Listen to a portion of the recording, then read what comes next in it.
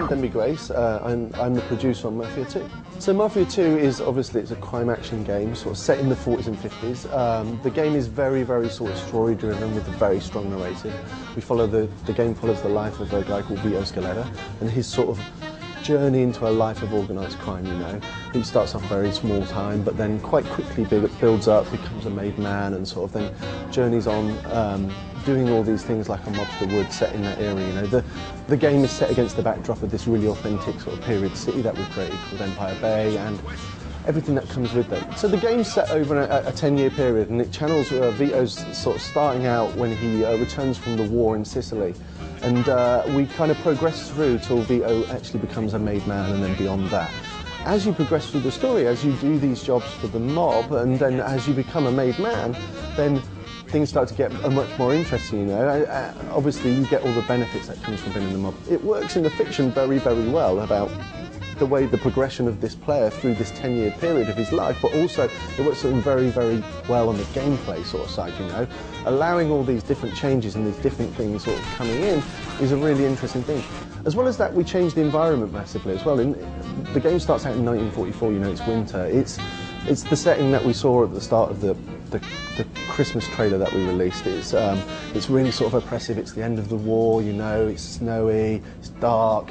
And then we kind of move through to the 50s, and as we hit the 50s, you know, it's the birth of technology, it's bright, it's summer, it's the birth of rock and roll, you know. It's an exciting time in America. Again, all this plays into the gameplay, it plays into the fiction, and it makes the game sort of, as the game progresses, more things come available, more interesting things become available to the player. So the city in Mafia 2 is actually, it's 10 square miles, and that is like double the size of that of Mafia 1, you know. We have 20 distinct sort of neighbourhoods, from the Little Italy location that I speak about where Vito grew up, to the sort of like posh white picket fence suburbia of Greenfield, to the Midtown area that you're actually seeing in the demo today, you know. It's we have all these different areas, and they feel really diverse, and they're full of really different people as well, you know. In the Little Italy area, it's full of Italian Americans, you know. You progress it to some of the posher areas, there's posher cars and there's posher people going about their daily business, you know. And also, like, as well as that, we have like 100+ interactive indoor environments.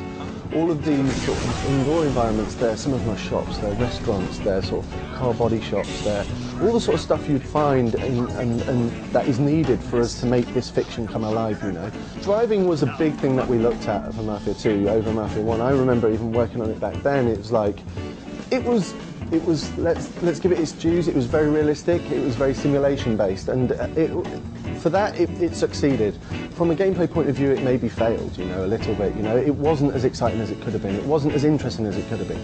And that's one of the things we've really taken on board with Mafia 2.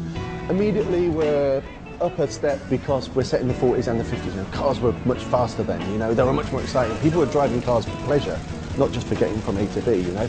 As well as that, we do some exciting stuff, you know, with like hubcaps will fly off, you know, car tyres can be shot out, and all this sort of stuff, glass can be smashed. So these things get much more exciting and much more dramatic in car chases and stuff like that, naturally. Another one of the big changes that we've made from Mafia 1 to Mafia 2 is the gunplay system and the combat on a whole. We have this whole feeling that we want the combat in the game to feel much more like a third-person shooter, you know. To add to that, we use a cover system, you know. Quite naturally, if someone shoots at you, you take cover. So why would we not use a cover system? It's we have this whole feeling of this whole thing of deadly combat, you know. You shoot people once in the head, they're dead. You shoot them twice in the body, they're dead. And the same applies to you. So you need to use a cover system. It's going to feel sort of intuitive. It's going to be fun, but ultimately it's very action orientated, you know. Add to that, we have like a melee combat system. Melee combat system is very visceral, you know. It's very simple to do. It's not like Tekken or something like that where it's overly complex little combos.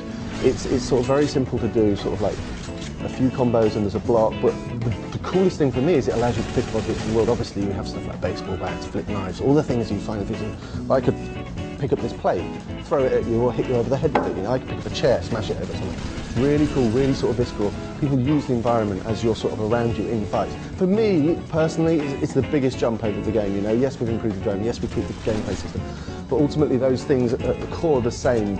This is very drastically different, and I think gamers are going to be really, really pleased with the direction we've taken it in. Mafia 2 is scheduled for a sort of fall 2009 release, and it's coming out simultaneously for 360, PS3 and PC.